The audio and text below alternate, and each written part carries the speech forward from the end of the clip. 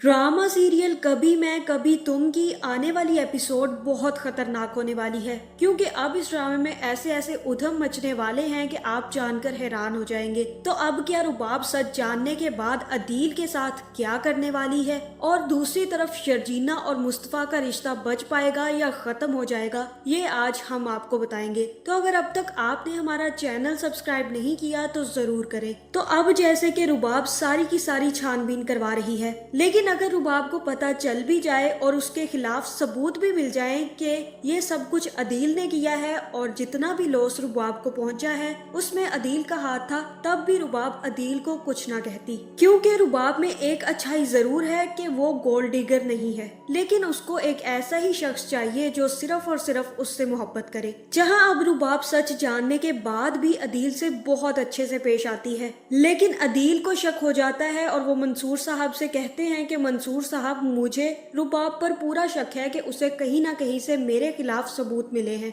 या फिर उसके बाप ने भड़काया है। जहां फिर मंसूर साहब अदील से कहते हैं कि तुम अपनी बीवी को बाहर लेकर जाओ, उसके साथ कोई टाइम स्पेंड करो और उसे अपनी बातों में उलझाओ। तुम्हारे लिए क्या मुश्किल काम है, तुम अपनी रुबाब को तो हैंडल कर ही सकते हो। और ये मशवरा सुनकर अदील भी इस काम पर लग जाएगा और आने वाली एपिसोड में वो रुबाब से कहेगा कि आज रात हम बाहर डिनर करने जाते हैं और आज का दिन हम दोनों एक दूसरे के साथ स्पेंड करेंगे, क्योंकि तुम इतने अरसे के बाद वापिस आई हो और मैंने तुम्हें बहुत मिस किया, इसलिए आज हम सारा दिन एक दूसरे के साथ ही रहेंगे और जहाँ जहाँ तुम कहोगी वहाँ वहाँ चलेंगे। जिसके बाद रुबाब भी तैयार हो जाएगी और दोनों मिलकर बाहर चले जाएंगे। लेकिन जैसे ही रुबाब गाड़ी में बैठेगी और अदील से बातें करने लगेगी तो उसके हाथ में एक इयररिंग आ जाएगा जो कि नताशा का होगा। जहाँ फिर वो नताशा का इयररिंग पहचान लेगी और उसे छुपा लेगी, और फिर जैसे ही घर वापस आएगी तो इयररिंग देखकर उसे शक हो जाएगा कि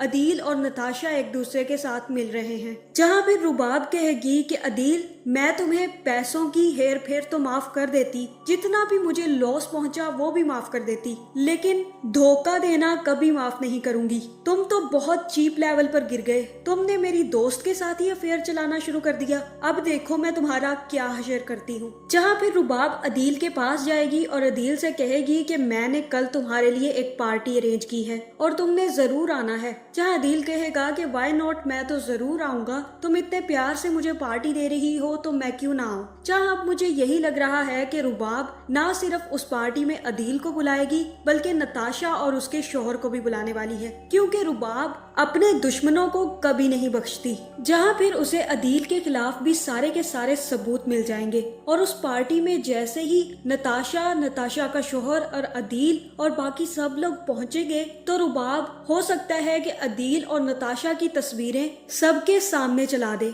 जिसके बाद नताशा का भी भांडा फूट जाएगा और तब रुबाब अदील और नताशा दोनों से कहेगी कि तुम दोनों ने मुझे बहुत बड़ा धोखा दिया है, तुम दोनों ही मेरे अपने थे लेकिन तुम लोगों ने मुझे आकर डस लिया, तुमने मुझे पैसों का धोखा दिया और तुमने मेरा शोहर छीन लिया। जहाँ फिर नताशा का शोहर भी नताशा को तलाक दे सकता है और इधर अदील को भी रुबाब तलाक दे देगी, क्योंकि अब रुबाब अदील के साथ जिंदगी नहीं गुजारेगी। जिसके बाद हो सकता है कि वो अदील को वहीं पर अरेस्ट करवा दे, जिसके बाद वो पार्टी से घर वापस आते ही अदील और अदील के माँ बाप को भी नहीं छोड़ेगी। जहाँ फिर अदील का बाप ही रुबाब से पूछेगा कि अदील क्यों नहीं आया, और तब रुबाब बताएगी कि आपके बेटे ने बहुत बड़े घपले किए हैं और मेरे बहुत सारे पैसों को उसने चुराया है, इसी वजह से आज से वो जेल में ही रहेगा और जब तक मैं नहीं चाहूंगी वो जेल से नहीं निकल सकता। इतना ही नहीं, उसने मुझे पैसों का धोखा देने के साथ साथ मेरी ही दोस्त के साथ अफेयर रखा है।